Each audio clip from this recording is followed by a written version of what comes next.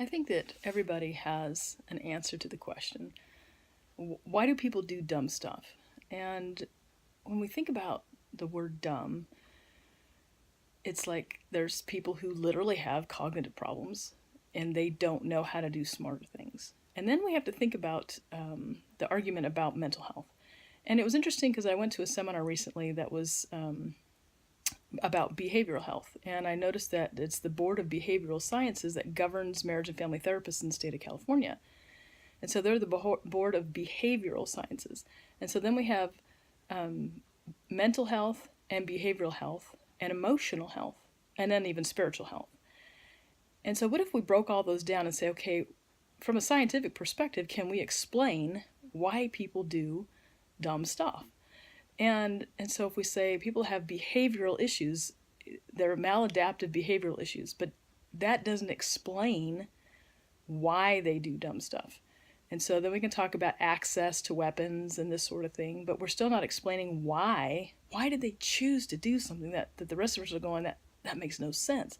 Why would somebody who seems to have a rational life go and shoot a bunch of random unknown people, unknown to them, in Las Vegas? Why would somebody do that? And so if we talk about it from a mental, intellectual standpoint, we can say, okay, if somebody is mentally, intellectually incapable of understanding that what they did was wrong, then we can say, okay, there's a mental issue. But what if there's an emotional issue? What if it's emotionally driven? And can we say, is there a scientific way of understanding someone's emotional responses to things? And so as I was thinking about making this, I thought, what is the backing behind that? And I didn't want to oversimplify it because they'll watch the first 7 seconds of this and they'll shut it off. And I thought, okay, if we say somebody it's not a mental health issue, they mentally are capable of understanding that what they did was totally seriously wrong. And it's not a behavior issue because they had a maladaptive behavior, absolutely. Whatever they did was obviously wrong, and so it's a maladaptive behavior. But what if we say they have an emotional issue, that they're trying to find an emotional resolution to something, they're being emotionally driven to engage in a behavior, and what would cause that? And so I was talking with some friends, and we were discussing the concept of maladaptive resolution. And so typically what I tell people is that someone's having an emotion and they don't like it. They don't like it whether it's I'm hungry or I'm lonely or I'm unimportant. And they will do anything to change that feeling. They don't like the way that feels. And so they will go and find resolution for that. And so they will eat something unhealthy, or they will eat something healthy, or they will steal food because they're hungry. So there are various ways of dealing with that feeling of hunger. And then there's also boredom. People will eat out of boredom.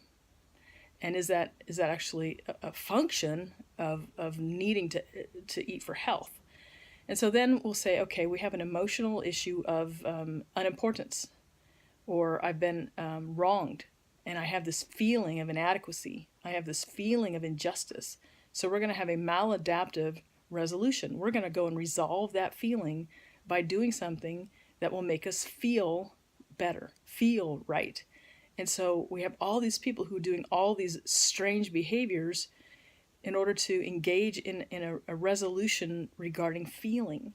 And now, again, we have to go back and say, is this a mental issue or is this an emotional issue? What is exactly behind this? And if they're mentally capable of saying, yeah, I know what I'm about to do is totally wrong, they might convince themselves this is the only way to resolve this feeling. This is the only way that I can perceive how to resolve this feeling that I'm having, to get rid of this feeling so that I can then move on with life. And strangely, they'll find satisfaction in getting caught and also getting on the newspaper. And so it's the emotional undercurrent is really what's driving it. And I think the more that we understand that, we'll quit throwing around mental health. We'll quit throwing around so many phrases and ideals and stuff. If we really look at, why do people do just dumb stuff? Why does it just seem so dumb? And in my office, I tell my clients, you can't use the word stupid. We just don't use the word stupid. We don't use the word dumb. except this is such a common phrase. It's like, why do people do dumb stuff? It's like, okay, there's a reason why that people are doing such outrageous things. And so if we can say, all right, what is that feeling that this person is trying to assuage? What are they trying to redirect? What are they trying to satisfy? And so when we look at that, then we can actually understand somebody a little bit better, especially when it's youngsters. The thrill, they're bored, or they're lonely, or they're left behind and inadequate, abandoned. So they want to feel important. They want to feel involved. They want to feel, that's where peer pressure comes in. They don't like that feeling of being neglected or abandoned or lonely. And so they'll go and they'll find some people who are possibly doing other dumb stuff, and they'll include themselves in that process in order to feel included, to not feel left out. If we really look at the emotional health behind some of this, we'll be surprised at how much we can resolve our sense of value, and then be a healthier person in a healthier community and a healthier culture. And being a Christian, it's easy for me to say, as we look at our value based on what God says. You're alive, I love you. You matter because you exist. And as we learn how to say that, as we learn to love our neighbor as ourselves, as we learn to reach out and say, okay, God thinks you're special, so I'm going to think you're special, and I'm going to start treating you as special and important and valuable. You don't have to own something, be somebody, know somebody, go somewhere, live in a certain neighborhood, drive a certain car in order for me to value you as a person. If we could do that as a culture, a lot of the emotional strains that people have that cause them to satisfy those issues that they're having inside will go away. And I'm not trying to simplify it. I'm not trying to oversimplify it, because it's obviously a long process. But I think that when we talk about what can we do, we can all start doing that today. We can all start today saying, you matter to me, you matter to God, therefore you matter. And we can say that in so many ways. We can say that to our children. If our children are in a car accident and they can't function anymore, we don't abandon them and say, well, they're in a wheelchair, they don't matter to me, they can't do anything for me anymore. No, they matter to us because they're ours. And we matter to God because we're His. So therefore, we should look at each other as children of God and say, okay, everybody matters. Everybody matters. And so therefore, we're going to start treating each other with deeper value. And therefore, those old hurts and those old abandoned issues will start to be resolved, because they'll start believing the truth about their own personal value.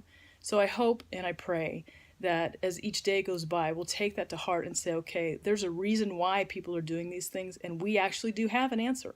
We do have an answer, and we need to be proactive about reaching out, loving our neighbor as ourselves, and then seeing our country heal from all these absolutely horrid tragedies. And may God bless you.